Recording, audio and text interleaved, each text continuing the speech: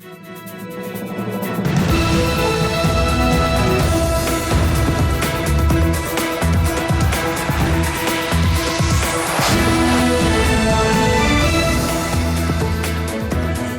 and good evening.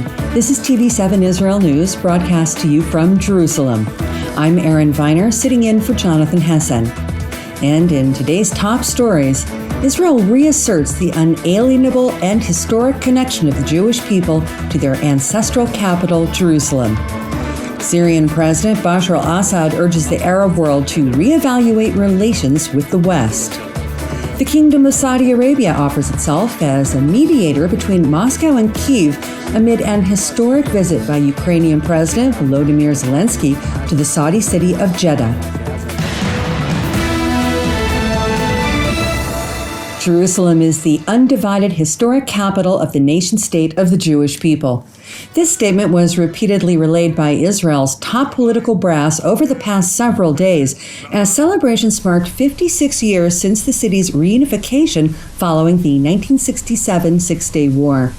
And while the majority of nations around the world still dispute Israel's claim over the city, with the international community applying continuous pressure to redivide it as part of the two-state resolution of the decades-old conflict with the Palestinians, the Israeli cabinet's response was clear during yesterday's festive meeting within a tunnel under the ancient western wall of the Temple Mount. Several days ago, Mahmoud Abbas told the UN that the Jewish people have no links to the Temple Mount and that Eastern Jerusalem is part of the Palestinian Authority. Therefore, he should pay attention. Today we are holding a special cabinet meeting in honor of Jerusalem Day at the foot of the Temple Mount upon which King Solomon built the first temple of the Jewish people. And once again, Abbas should pay attention. The heart of the historical state of Israel, the city of David, and has been here for 3,000 years. The deep ties between the Jewish people and Jerusalem is one that has no parallel among the nations.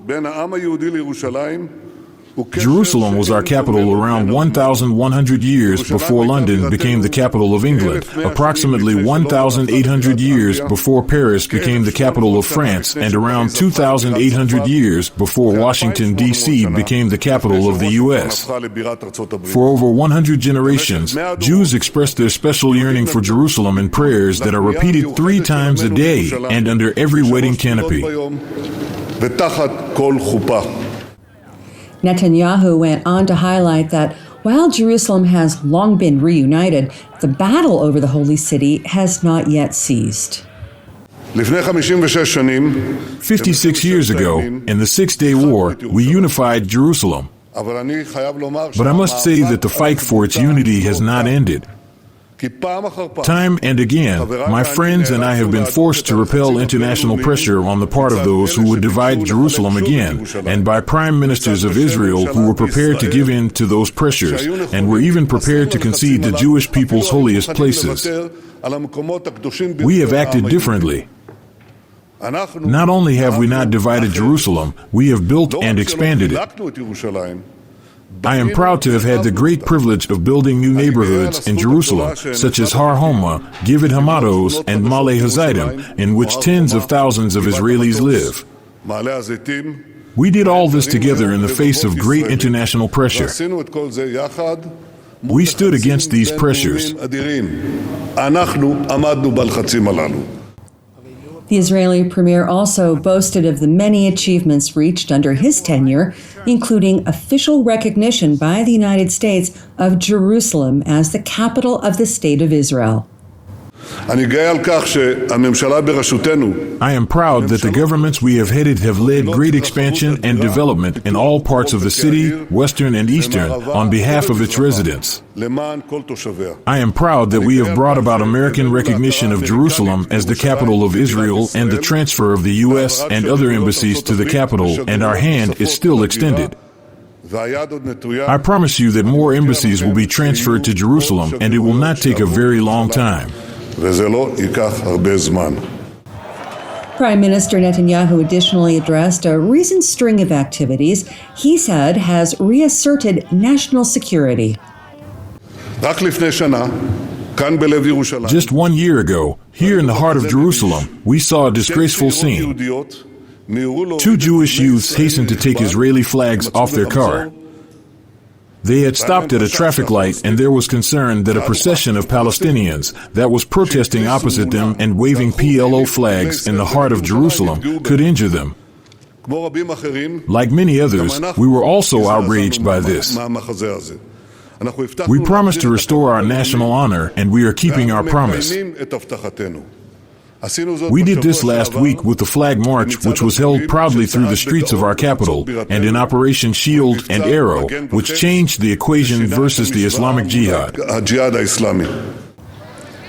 Tens of thousands of people flooded the capital during last Thursday's official commemoration of the extension of Israeli sovereignty over all Jerusalem in its entirety, highlighted by the festive annual flag procession. Happy to be in Jerusalem on Yom Yerushalayim, celebrating the 56 years of having our own city, and you can see around the atmosphere is amazing, and we're here because this is our homeland and our holiest city.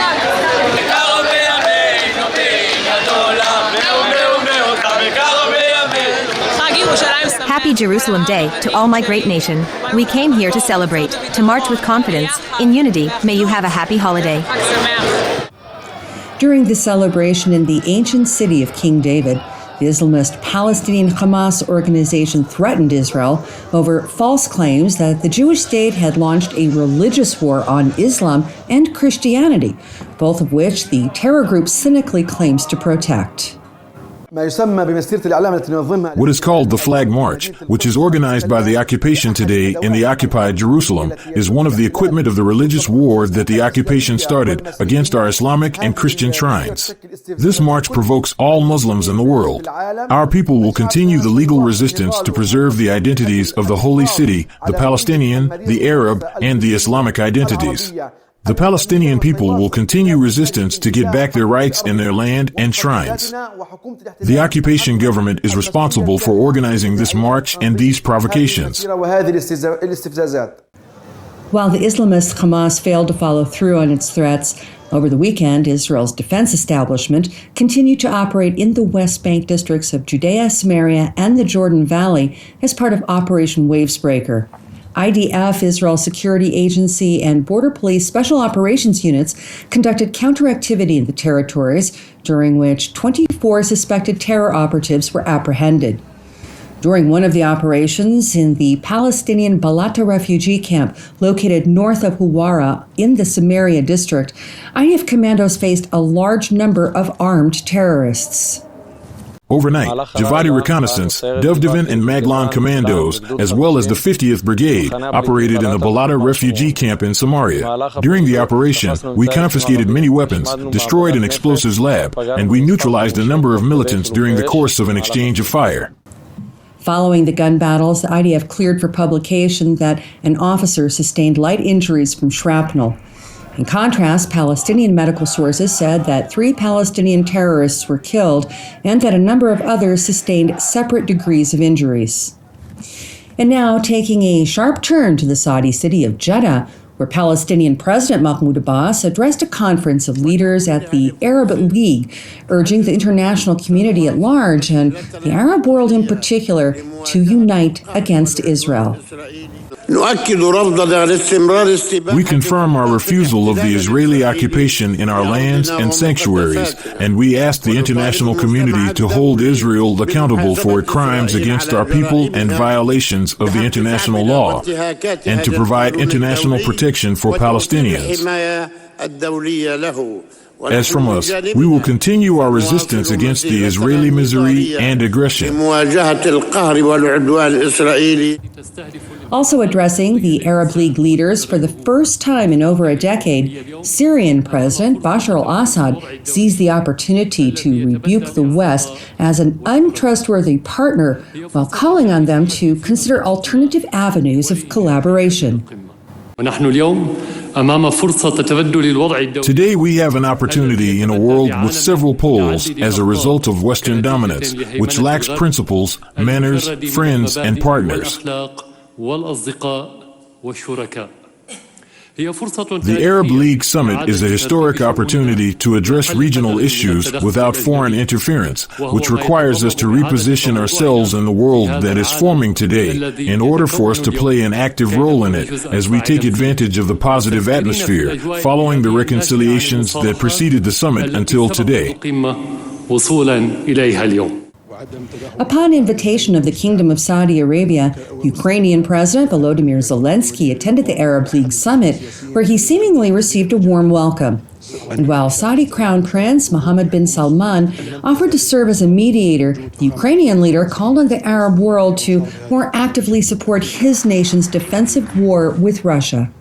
We take the opportunity in the presence of the Ukrainian President, Volodymyr Zelenski, at this summit to confirm the support of the kingdom to reduce the severity of the crisis in Ukraine, preventing the deterioration of the humanitarian situation and our readiness to mediate between Russia and Ukraine, in addition to supporting all international efforts towards solving the crisis politically, which contributes to achieving security and peace. And I'm sure all your nations will understand this, our main emotion. And I'm also sure all your nations will understand the main call I want to live here in Jeddah, a noble call to all of you to help protect our people, including Ukrainian Muslim community. Thank you for watching TV7 Israel News. Please pray for the peace of Jerusalem and the redemption of Israel. I'm Erin Viner, wishing you a Shavua Mevorach, a blessed week, and God willing, we will see you again tomorrow at the same time.